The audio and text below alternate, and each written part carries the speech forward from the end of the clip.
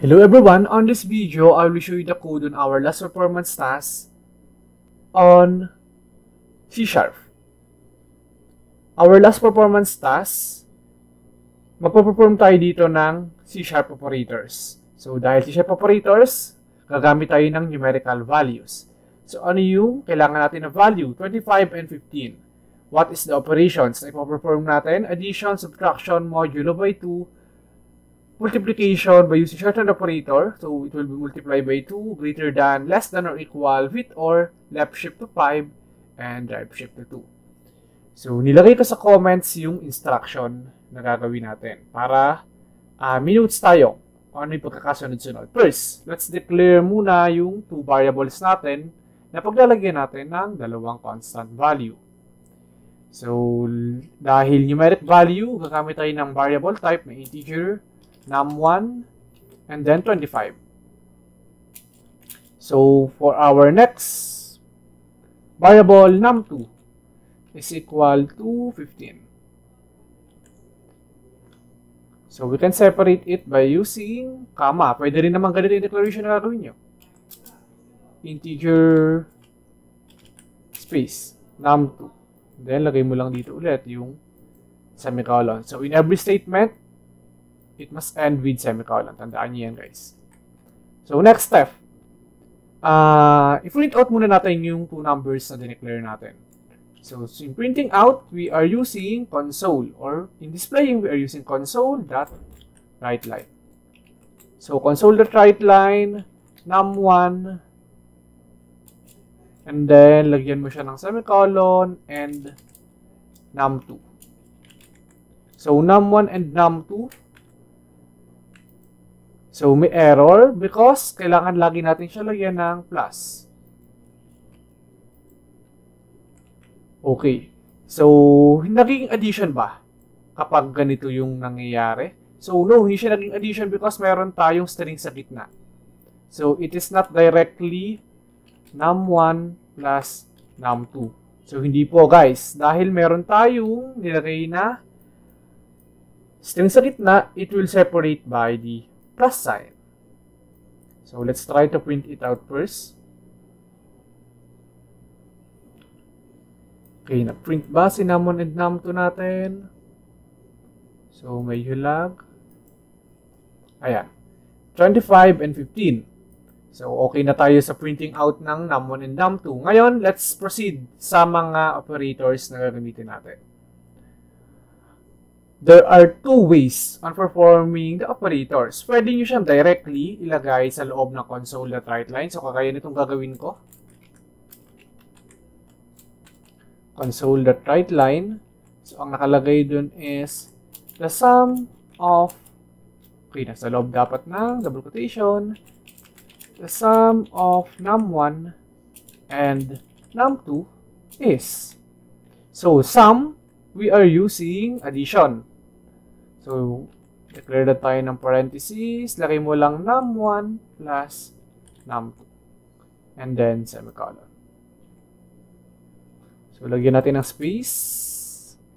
Lagyan natin ng colon. Para presentable naman yung code natin. So, let's try to run it first.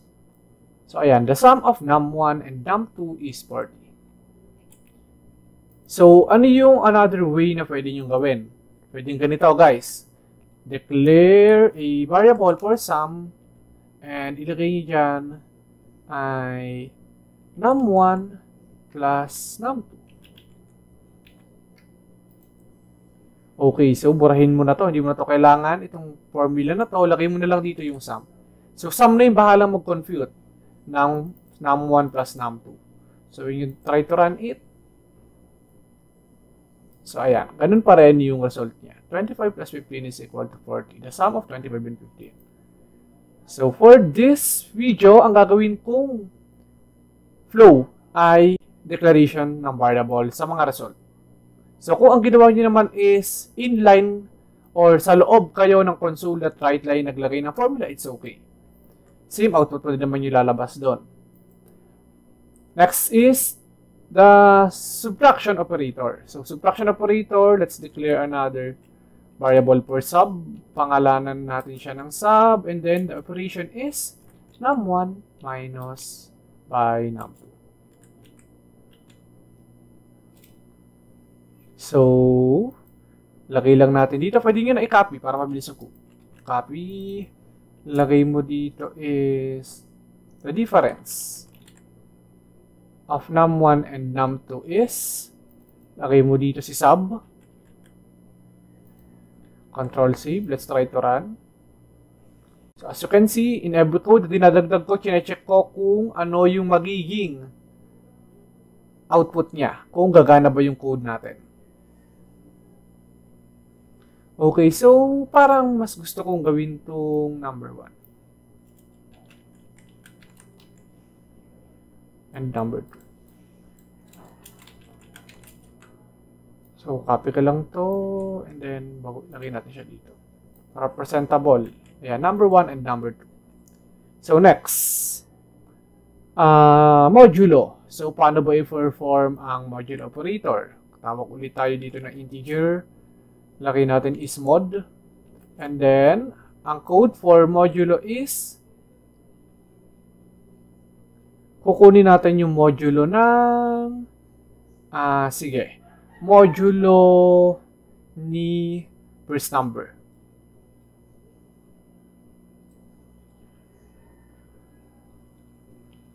So, modulo ni first number, first tawagin muna natin yung first number. Tawagin natin yung modulo operator. Tawagin natin kung saan natin siya i-modulo. Modulo by 2. So, ano yung modulo? We are getting the remainder. So, when we divide 25 by 2, so the answer is 12. So, ano yung remainder? Remainder 1. So, dapat 1 yung magiging sagot ito. So, copy ko. Okay. Console.write line. Isa-isayin lang natin. Console.write line. So, the modulo of num1 by 2 is plus sign. Let's call the modulo variable. Check na natin kung tama. So, ayan. 1. Tama. Tama yung sagot natin. Next, multiplication by using shorthand operator. So, dito napansin ko na maraming nagkamali. So, ano ba yung tamang code dyan? Dapat, ang gagawin nyo dito, guys, is declare muna kayo ng another variable. And then, dito nyo i-store si num2. So, paano yung gagawin nyo dito? For example, int x is equal to num2. So, the value of num2, which is 15, will be stored inside the x. And then, saka nyo i-perform si shorthand operator na multiplication. So, sir, bakit sinabi nyo na mali yung iba sa amin? Because ang ginawa ng iba is directly nila tinimes si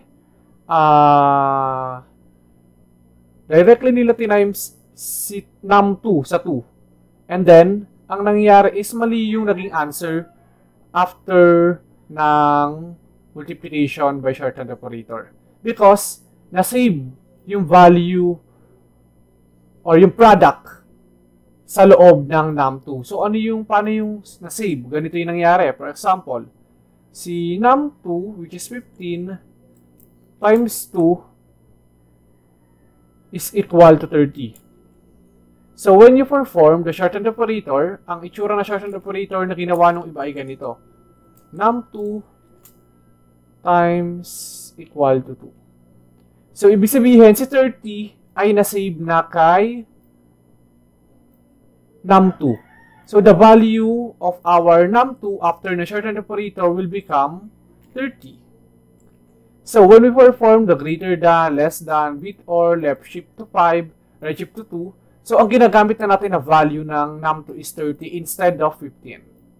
So, that's why you need to declare another variable kung saan mo i-store si num2. So, may nakita rin ako na nagawa, na nilagay nila yung shorthand operator sa pinakailalim after ma-perform nung lahat ng operation. So, That is also correct. Very good sa mga nakaisip ng logic na yon.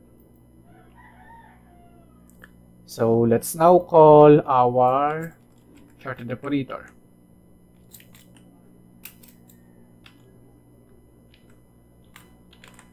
The product of number 2 by 2 using shorthand operator. Yes. Plus sign, let's call the x. So, pwede nyo palitan siya dito ng prod. So, sige, palitan natin ng prod. Ibig sabihin, short for product.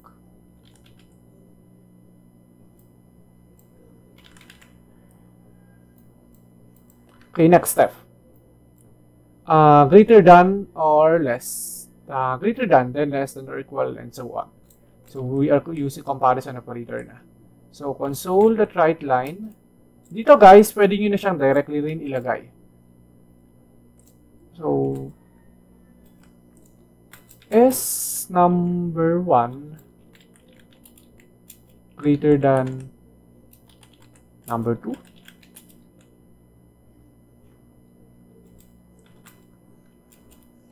So, you can perform this type of operator by typing this. Num1 greater than num2. So, try natin. So, the answer is true. So, check rin, nakalimutan i-check si num2 by 2. So, the answer is 30. Ayan. Sir, paano kapag gusto namin na sa variable na lang i-declare itong operator na to? So, pwede din naman. Ang gawin nyo lang, hindi na tayong integer. Bakit? Kasi, kapag comparison operator, ang nire-return na value niya or output value niya is true or false. So, true or false is? Yes, boolean.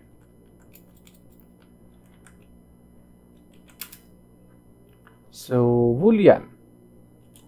And then, let's call greater than. So, camel casing. And then, num1 greater than num2. And then, pwede nyo na lang tawagin si greater than dito. Let's try. Ayan. Number 1 is greater than number 2. 25 is greater than 15. So, next step is less than or equal. So, tawag ulit tayo dito ng boolean. Less equal. So, num1 is less than or equal num2. So, copy na lang natin itong code line na to para mabilis. Num1 is num2. Lagay natin num1 is less than or equal to number 2. Lagay natin ito ng 2. Tawagin natin dito less equal. Control C. Let's try to run. So the answer is false. Yes, because the answer is false. Number 1 is not less than. Number 1 is not also equal to 15. So 25 is not less than 15. 25 is not equal to 15. So malapit na next step. Bit or. So console dot write line.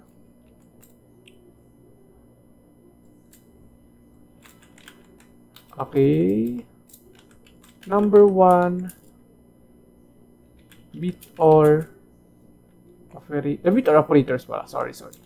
The bit or result of number 1 and number 2 is. So, for this line of code, gamit na lang din tayo dito ng declaration. So, ano yung magiging return value nito? Return value nito will be numeric. So, integer na ulit yung tatawagin natin. Bit or num1. So, ano yung sign ng bit or? The sign of bit or is this sign. Then, tawagin lang natin dito si BitOr.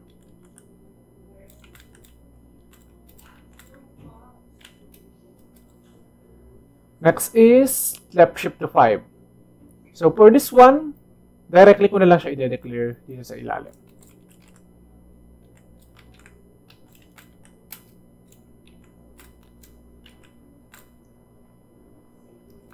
Left shift to 5. Number 1, left shift to 5 is... So, paano ba yung code na yon? Num1, left shift. So, pa-left shift to 5.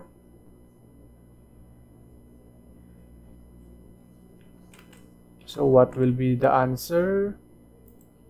So, the answer is 800. So, ano naman yung isa? Right shift naman. Right shift to 2. Copy ko na lang tong code na to.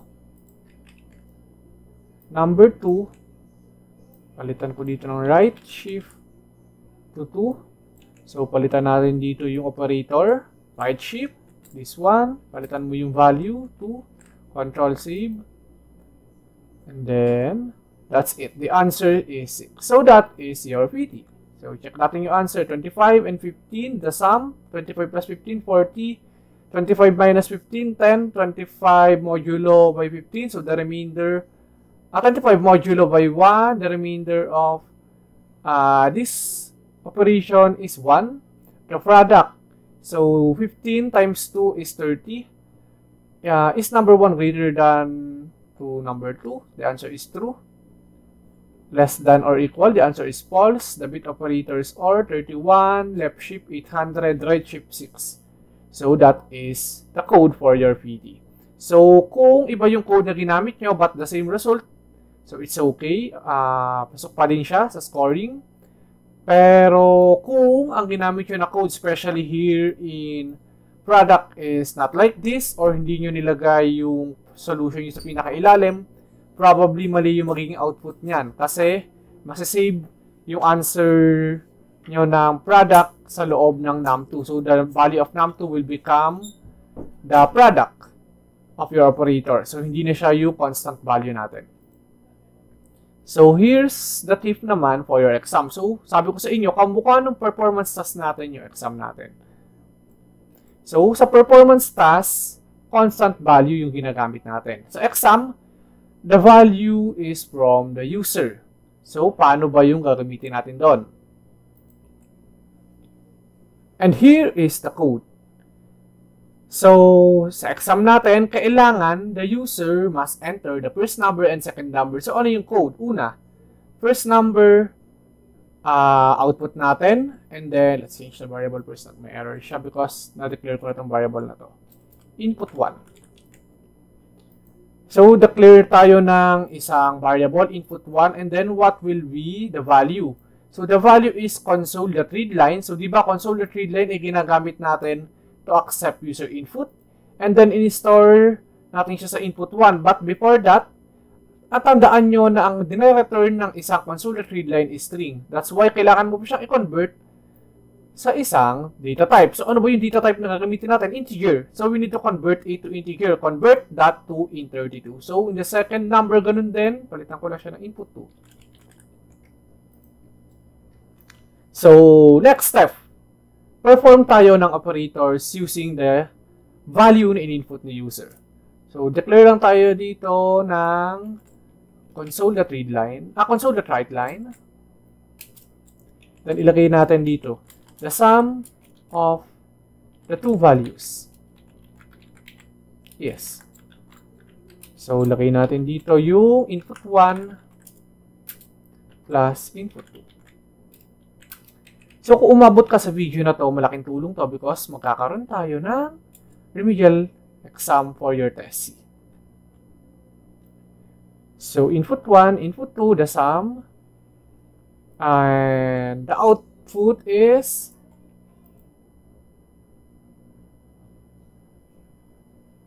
so enter first number, for example, 15 plus 15. So, the answer must be 30. So, 30 is the answer. But, meron pa tayong additional instructions sa exam. So, di ba nakalagay doon, The special character represents the user input. Ibig sabihin, kailangan yung mga special character na nakita nyo doon sa label represent the user input. Papalitan nyo yung special character ng user input kung ano ba in-enter ni user. So, gawin natin dito, the sum of. End mo siya sa double quotation. Lagay mo dito si input 1.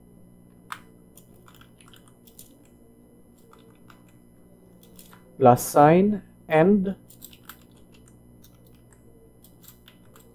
input 2, sorry, input 2,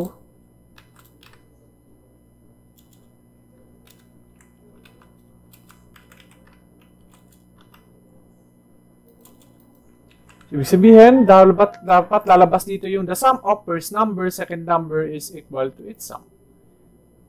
So, for example, ang lagay ko dito ay 7 and then 3. Okay, lagay natin proper spacing. Try run it again. The sum of 7, 3. So, the sum of 7 and 3 is 10. So, ang lalabas dapat dito ay yung user input. So, that's the tip for your remedial exam. And I hope na umabot kayo sa point ng video na to. And good luck sa magiging exam.